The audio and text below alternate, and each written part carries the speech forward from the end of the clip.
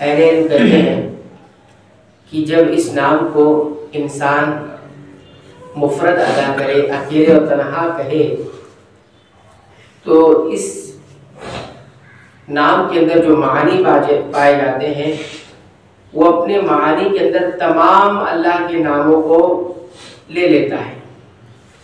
جب اس کو تنہا ذکر کیا جائے تو اس کے جو معانی ہے رب کے، اس معانی کے اندر اللہ کے تمام نام آ جاتے ہیں اور تمام صفات بھی آ جاتی ہیں، کیونکہ تمام عالم کا وہ رب ہے۔ تو تمام جہانوں کا جو رب ہے، اور رب ہونے کے لیے کتنی کتنی صفات ہو سکتی ہیں، تو وہ تمام صفات جو اللہ رب العالمین کی ہے وہ سب اس نام میں آ جاتی ہیں۔ ہم جب بھی اللہ رب العالمین کا یہ نام اپنی زبان پر ادا کریں رب، تو اس کے اندر وہ تمام صفات ہمارے سامنے ہونی چاہیے جو اللہ کی صفات ہوتی ہیں اور جو اللہ رب العالمین کے نام ہوتے ہیں۔ ابن القیم رحمۃ اللہ علیہ کہتے ہیں کہ جب رب کہا جائے گا تو اس کا معنی یہ ہوگا ان الرب هو القادر الخالق الباری المصور الحی القیوم العلیم السمیع البصیر المحسن المنعم الجواد المعطی المانع الضار النافع المقدم المؤخر، یعنی اتنے سارے نام انہوں نے ذکر کیا۔ فرمایا کہ جب رب کہا جا رہا ہے تو اس کا معنی یہ ہوگا، انسان رب کہتے وقت یہ سارے نام اپنے سامنے رکھے کہ جب وہ رب ہے تو وہی قادر ہے، قدرت رکھتا ہے، کیونکہ جو قدرت نہیں رکھتا وہ رب نہیں ہو سکتا۔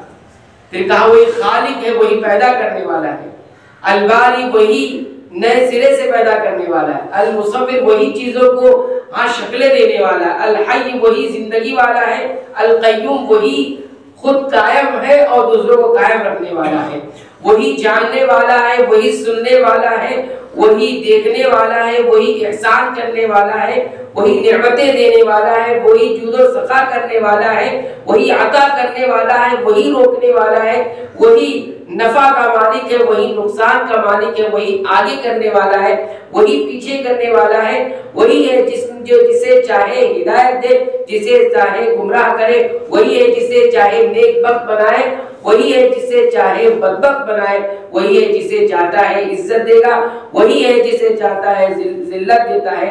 اس کے بعد جتنے معانی ربوبیت کے اندر آ سکتے ہیں وہ تمام کے تمام معانی اس کے اندر آ جاتے ہیں کہ اللہ رب العالمین کے رب ہونے کا معنی یہی ہوتا ہے۔ یعنی خالی رب کہہ دینا یہ کافی نہیں ہوگا۔ رب کا مطلب ربوبیت، ربوبیت کہتا ہے کسی چیز کو پیدا کرنے کے بعد، اس کا مالک ہونے کے بعد اس کو سنبھالنا، اس کی تدبیر کرنا، اور تدبیر کرنے کے لیے تمام چیزیں دیں۔ یہ تمام صفات ہونی چاہیے اور یہ تمام صفات اس کے اندر داخل ہو جاتی ہیں۔ اسی طرح اہل علم یہ بھی کہتے ہیں کہ جب غور کرنے والا اپنی نظر اس نام پر ڈالنے والا غور کرے گا تو اسے یہ بات سمجھ میں بھی آئے گی کہ اللہ قیوم ہے، یعنی وہ خود سے قائم ہے اور ہر چیز اسی سے قائم ہے۔ جب بھی انسان کہے سبحان ربی الاعلی، سبحان ربی العظیم، الحمدللہ رب العالمین، سبحانک اللہم ربنا وبحمدک، یہ سارے جب بار بار جب رب کا تذکرہ آئے تو یہ سمجھے کہ اللہ قیوم ہے، خود سے قائم ہے اور میں بھی اسی سے قائم ہوں۔ وہ قائم نہیں تو پھر میں بھی قائم نہیں رہ سکتا، اور ہر چیز پر جو خیر اور شر ہے وہ بھی اسی سے قائم ہے، وہ بھی اسی سے قائم ہے، اور اللہ عرش پر مستوی ہے اور وہ اپنی ملکیت میں اکیلا تنہا ہے، ہر چیز کو وہ اپنی تدبیر سے چلاتا ہے، تمام امور کو وہ اپنی تدبیر سے چلاتا ہے، اور سب کے سب جو تدبیر چلانے میں جو چیز ہوتی ہے وہ سب اسی کے پاس سے اس کے فرشتوں کے ہاتھوں ہوتی ہے، چاہے وہ دینے کا معاملہ ہو، چاہے وہ روکنے کا معاملہ ہو، یا کسی کو اٹھانے کا، کسی کو گرانے کا معاملہ ہو، کسی کو زندہ کرنے کا، کسی کو مردہ کرنے کا، اور کسی کو توبہ کی توفیق ہو، کسی کے لیے زندگی کشادہ کرنے کا معاملہ ہو، کسی کے لیے زندگی تنگ کرنے کا معاملہ ہو، کسی کی غم و تکلیف کو دور کرنے کا معاملہ ہو، یہ تمام کی تمام چیزیں اس رب کے اندر آتی ہیں، اس لفظ رب کے اندر آتی ہے۔ اسی لیے قرآن حکیم اٹھائیں گے سورہ رحمان پڑھیں گے تو اللہ تعالیٰ فرماتے ہیں یسألہ من فی السماوات والارض، اس سے مانگتے ہیں، اس سے سوال کرتے ہیں ہر وہ مخلوق جو آسمانوں میں ہے اور ہر وہ مخلوق جو زمین میں ہے۔ یسألہ من فی السماوات والارض، ہاں جو کچھ آسمانوں میں ہے اور جو کچھ زمین میں، سب کچھ اسی کے سامنے دستے سوال اپنا ہاتھ دراز کرتے ہیں۔ کل یوم ہوا فی شأن، ہر دن وہ الگ شان میں آتا ہے۔ کل یوم ہوا فی شأن، ہر دن وہ ایک الگ شان میں ہوتا ہے۔ معنی کیا ہے معلوم ہے؟ معنی اس کا یہ ہے کہ ہر دن وہ الگ شان میں آتا ہے، ہر لمحہ اس کی شان بدلتی ہے، شان الگ ہوتی ہے۔ ایک ہی وقت میں کتنے لوگوں کو، کتنے مالداروں کو فقیر کرتا ہے، اور ایک ہی وقت میں کتنے مالداروں کو فقیر اور کتنے فقیروں کو مالدار بناتا ہے۔ ایک ہی وقت میں نہ جانے کتنے غم زدہ کے غموں کو دور کرتا ہے، اور ایک ہی وقت میں نہ جانے کتنے خوشحال لوگوں کو غم زدہ کر دیتا ہے۔ ایک ہی وقت میں نہ جانے کتنے لوگوں کو پیدا کرتا ہے، کتنی مخلوق پیدا ہوتی ہے، اور ایک ہی وقت میں نہ جانے کتنے مخلوق کو فنا کرتا ہے۔ ایک ہی وقت میں کل یوم ہوا فی شأن، ہر لمحہ اس کی شان الگ ہوتی ہے۔ یہی رب کا معنی بیان کیا گیا ہے۔ یہ بتایا گیا کہ اگر وہ روک دے تو کوئی عطا نہیں کر سکتا، اور اگر کسی کو عطا کر دے تو کوئی روک نہیں سکتا۔ اس کے حکم کے آگے کوئی نہیں آ سکتا، اس کے حکم کو کوئی ٹال نہیں سکتا، اس کے کلمات کو، اس کی تقدیر کو کوئی بدل نہیں سکتا۔ فرشتے اسی کے سامنے، حضرت جبریل اسی کے سامنے چڑھ کر جاتے ہیں، اسی کے سامنے سارے اعمال پیش کیے جاتے ہیں، چاہے وہ دن کے ابتدائی حصے کے ہو، رات کے انتہائی حصے کے ہو، اور تنہائی میں کیے جانے والے اعمال ہو، سب کے سامنے کیے جانے والے اعمال ہو، سب کے سب اس کے سامنے ہر دن پیش کیے جاتے ہیں، اور وہ تقدیر بناتا ہے، اور تقدیر کی جو وقت ہے اسے بھی بناتا ہے، یہاں تک کہ وہ تقدیر، اور جس تقدیر کو جس وقت کے لیے بنایا ہے اس وقت اس کو قائم بھی کرتا ہے، اس وقت اس کو وجود میں بھی لاتا ہے۔ ایک مخلوق بنائی، اس کی تقدیر بنائی، اس کا وقت بنایا، اب اس مخلوق کو اس کی تقدیر تک پہنچانا ہے، یا اس کی تقدیر کو مخلوق تک پہنچانا ہے، تو جس وقت پہنچانا ہے وہ اسی وقت پہنچانا ہے۔ یہ ہے رب کا۔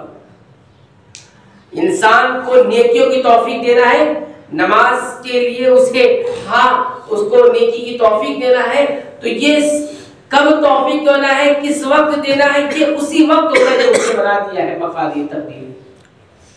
مخلوق کی پیدائش کے 50,000 سال پہلے مخلوق کی تقدیر لکھ دیا اس نے۔ کتب اللہ المقادیر کی زمین و آسمان کے پیدا کرنے سے 50,000 سال پہلے تمام مخلوق کی تقدیر لکھ دی، اور اس تقدیر کا وقت بھی بنا دیا، اور جب وہ تقدیر نافذ کرنی ہے تو وہ اسی وقت میں نافذ ہوتی ہے، کوئی اس کو ٹال نہیں سکتا۔ ہم اور آپ کہتے ہیں کہ فلاں وقت میں ہم یہ کام کریں گے، ہم ایک طے کرتے ہیں، کیا ہم اس وقت میں انجام دے پاتے ہیں؟ بس اوقات ہم اس وقت میں اس کام کو انجام نہیں دے پاتے، لیکن اس کے یہاں یہ معاملہ نہیں ہے، کیونکہ وہ رب ہے۔ اور آگے فرمایا کہ اہل علم کہتے ہیں کہ اللہ رب العالمین کی جو ربوبیت یعنی رب ہونا ہے، یہ عام بھی ہے اور خاص بھی ہے۔ یہ دو معنی کا فرق اگر نہیں رکھیں گے تو بہت ساری گمراہیاں آ جاتی ہیں، بہت سارے شبہات اس میں انسان پڑ جاتا ہے۔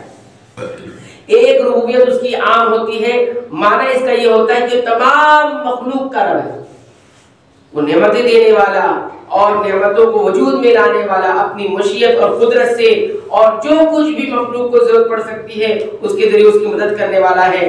ہر چیز کو اللہ رب العالمین نے وہ عطا کیا جس کے وہ لائق ہے، ہر مخلوق کو وہ ہدایت دیتا ہے جس کے لیے وہ پیدا کیا گیا ہے، ہر بندے کو وہ اپنی نعمتیں عطا کرتا ہے، ان کو بڑھاتا ہے اور ان کو غذا دیتا ہے، اور جس طرح سے ان کی تربیت ہوتی ہے وہ کرتا ہے۔ یہ عام ہے ربوبیت، لیکن ایک ربوبیت خاص ہے۔ وہ خاص ربوبیت کیا ہے؟ وہ یہ ہے کہ اللہ رب العالمین اپنے اولیاء، اپنے دوستوں، یعنی اس سے جو لگاؤ رکھتے ہیں، اس پر جو ایمان رکھتے ہیں، ان کی تربیت، ان کے ساتھ ربوبیت کا معاملہ کرتا ہے، اس طور پہ کہ ان کو ایمان عطا کرتا ہے۔ دیکھیں ایمان بھی ربوبیت کا ایک حصہ ہے، ایمان عطا کرتا ہے، پھر ایمان عطا کرنے کے بعد انہیں اپنی اصلی بندگی کی توفیق عطا فرماتا ہے۔ دیکھیے ایک زندگی، ایک ربوبیت کافر گزارتا ہے، اللہ کی ربوبیت میں ایک کافر زندگی گزارتا ہے، اور اللہ کی ربوبیت میں ایک مومن زندگی گزارتا ہے۔ فرق کیا ہے دونوں کا؟ کافر اللہ کی عام ربوبیت میں زندگی گزارتا ہے اور مومن اللہ کی عام ربوبیت کے ساتھ ساتھ خاص ربوبیت کی زندگی گزارتا ہے۔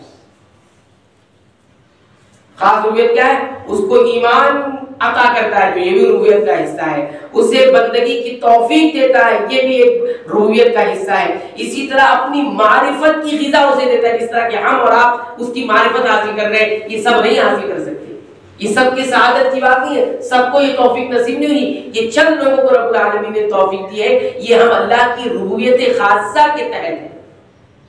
ہاں یہ غذا ہے۔ ابن تیمیہ رحمۃ اللہ علیہ سے کسی نے پوچھا کہ آپ نے اتنی ساری کتابیں دیکھی، اتنی جنگیں لڑی اور یہ ساری چیزیں آپ نے کی، آپ کو وقت کہاں سے ملتا ہے؟ اور ان کو کسی نے دیکھا کہ فجر کے بعد سے لے کر وہ سورج کے طلوع ہونے تک بیٹھ کر ذکر و اذکار میں مشغول رہتے، کسی سے کوئی بات نہیں، صرف اللہ کا ذکر کرتے۔ کہتے آدھا وقت تو آپ نے یہی اس ذکر میں گزار دیا، باقی وقت لاتے کہاں سے آتے؟ کہا کہ جتنی میری یہ کوششیں دیکھتے ہو آپ، جتنی میری یہ جدوجہد دیکھتے ہو، جتنا میرا علم دیکھتے ہو، یہ سب کچھ اس کی غذا یہی ہے جو میں یہاں بیٹھتا ہوں، یہ غذا مجھے یہاں سے ملتی ہے۔ تو اللہ رب العالمین کی معرفت حاصل کرنا یہ اللہ رب العالمین کی خاص ربوبیت کے تحت ہے۔ اسی طرح کسی بندے کو تاریکیوں سے نکال کر، کفر و شرک کی تاریکیوں سے نکال کر ایمان کا نور اور توحید کا نور عطا کر دینا، یہ اللہ رب العالمین کی ربوبیت خاصہ میں سے ہے۔ اسی طرح اس کے لیے تمام چیزوں کا آسان کرنا۔ آج بہت سارے لوگ نیکیاں کرنا چاہتے ہیں، کیا ان کے لیے نیکیاں کرنا آسان ہے؟ نہیں ہے، تو وہ ربوبیت خاصہ میں نہیں ہے۔ نیکی جس کے لیے آسان ہو جاتی ہے، نیکی کرنا، تو یہ اللہ رب العالمین کی ربوبیت خاصہ میں سے ہے۔ اسی طرح مشکلوں سے دور کر دینا، تنگیوں سے دور کر دینا، کوئی چیز بہت مشکل ہے لیکن اس سے دور کر دیتا ہے اللہ رب العالمین، یہ بھی اللہ رب العالمین کے لیے ربوبیت خاص ہے۔ ہر برائی کے لیے اس کے لیے آسانی پیدا کرنا اور ہر شر سے بچنا اس کے لیے آسان کر دینا، یہ کتنی، یہ سب ربوبیت خاصہ میں سے آتا ہے۔ جب بھی ہم کہتے ہیں الحمدللہ رب العالمین، تو رب سے یہاں مراد کیا ہوتا ہے؟ ربوبیت خاصہ بھی ہوتا ہے اور ربوبیت عامہ بھی ہوتا ہے۔ عام کا معنی ہم نے بتا دیا، خاص کا معنی بھی بتا دیا۔ اب دونوں کے جو دلائل ہیں انشاءاللہ آئندہ درس میں ہم ذکر کریں گے۔